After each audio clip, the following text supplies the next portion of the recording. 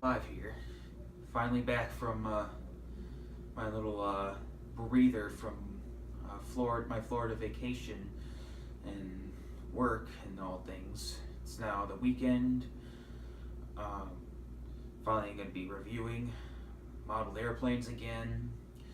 And here we go with the first one. First request that I've been getting quite a bit is, when are you going to review the Air Hogs Mini Storm launchers? And finally, today is the day. So here we go. This is one of them that I have in a box. The box is kind of beaten up because I had these for many years and moving around in several locations. There's one in its box. There's another one that's not in its box. So yep, I got two of them. But I had these for many years. You may have seen them in cameo appearances in some of my older videos and mentioned them a few times, but never had the really good chance of reviewing these things. So today is the day, I suppose. Many years late, but hey, it's 2016. These were released in 2006, so 10 years. So let's get on going. Released in 2006, this is the Air Hogs Mini Storm Launcher. As the name suggests, it is the miniature version of the large Storm Launcher, which was famous for being an amphibious vehicle that can also fly, going on land, sea, and air. And I'll show you a picture of the original Storm Launcher in a moment. Yep, that's it, alright.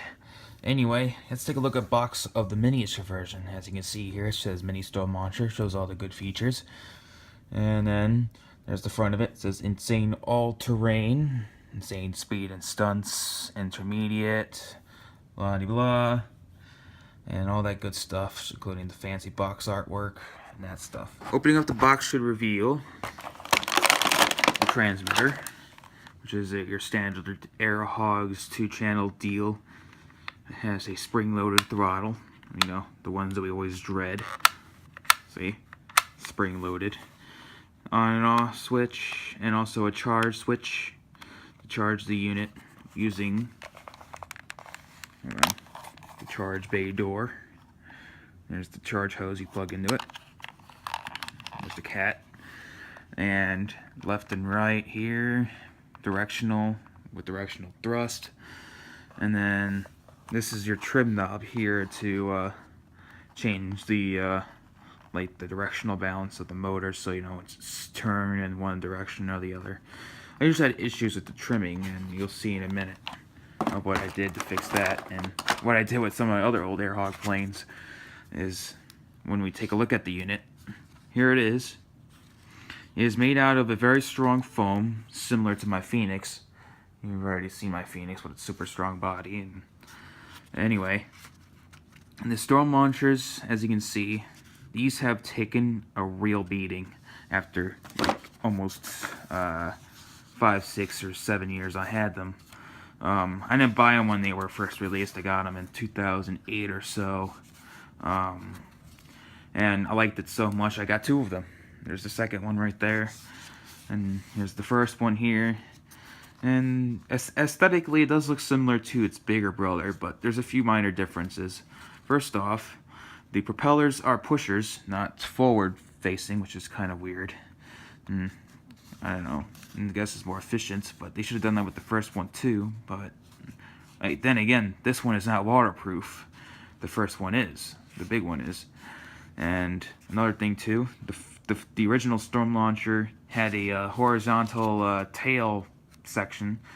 This one, it's removed and only has vertical stabilizers, and there's no elevator, just a perforation in the foam that's elevated slightly, so it does have somewhat of an up curve, so it can still fly. And of course, wheels on the bottom. The big Storm Launcher only had big plastic skids on the bottom. There's the on and off switch, charge dock. Here's some of the damage that this one had taken. As you can see, there's a little, that used to be a little skid on the bottom for like running around the ground, kind of gotten beaten off. And then there's some patchwork I had to do to this because, you know, it did take some damage, but these things are like Nerf footballs. I mean, seriously, I flew these things hundreds of times and crashed them probably 100 or so as well, and they still kept bouncing back. They're not in pieces, and that kind of gives me a story. This is the reason why I do not have the original Storm launcher. I did have it back in the summer of 2008, along with these mini Storm launchers, but after the first 3 days of me flying it, I was flying it one day. It flew quite well, but then suddenly a gust of wind took it and crashed it and broke it into 3 big pieces. And we patched it up, but it never flew the same again. And we returned it to the store we got it from, which was a Toys R Us. But this mini Storm launchers here have pretty much held up very well since then and kept them. So I'm not sure if the electronics themselves inside these have stood the test of time, but the bodies sure have. So, hey, quiet down, cat. Anyway, as you can see, this one here also kind of beaten up. I used hot glue to patch this one up. You can't even tell it's been damaged in the back there. See, the pontoons are a bit banged up. Yeah, not sure if you can focus on that. No? Oh well, but anyway, as you can see, that's what they look like there. Another part of the box, of course, is the antenna. And this little thing here that you put in this hole here. See that hole? You put that in there to protect the propellers, but I didn't really use it because the propellers are strong just like everything else on this plane, so it didn't really bother me that much. So, as I said, charging one of these bad boys is pretty much the same for all other Air Hogs aircraft. You just take out the built-in charger, plug it into the little inlet here, and make sure it's the right way though, or else it won't plug in. Hold on 1 second. And then press the charge button, and you should get a flashing light. It should mean charging, flashing, you know, charging, whatever. But I'm not sure if it's I'm not sure if it's gonna charge this because it's pretty old. But hopefully I can get the other one to work. Yes. Oh, there we go.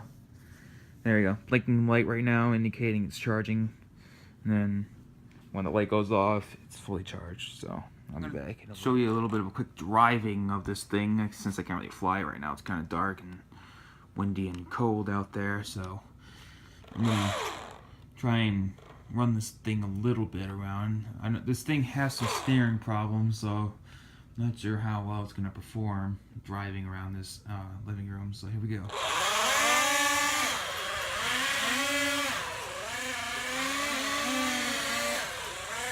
And as you can see,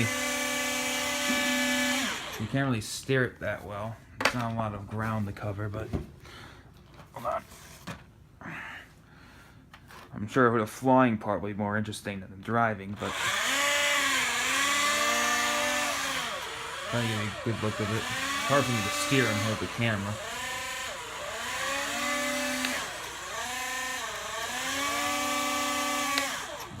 So it's kind of a little of the genuine driving. Probably drive a lot better when it's outside, not inside. See, it's only going to the left.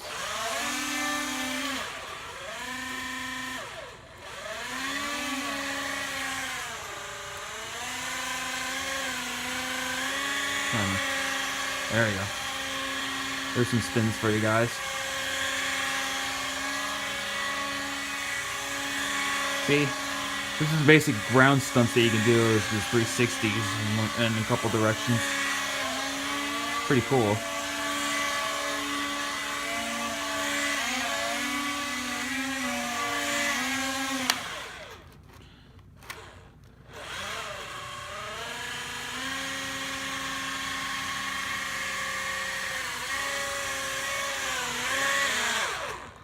Yep, there we go. There's a quick sample of some driving of the mini Storm launchers from Air Hogs. They're now 10 years old, hard to believe, but they are now. Please like, comment, and subscribe for more content. Hoping to review some more classic Air Hog planes in the future. Hope to see you then.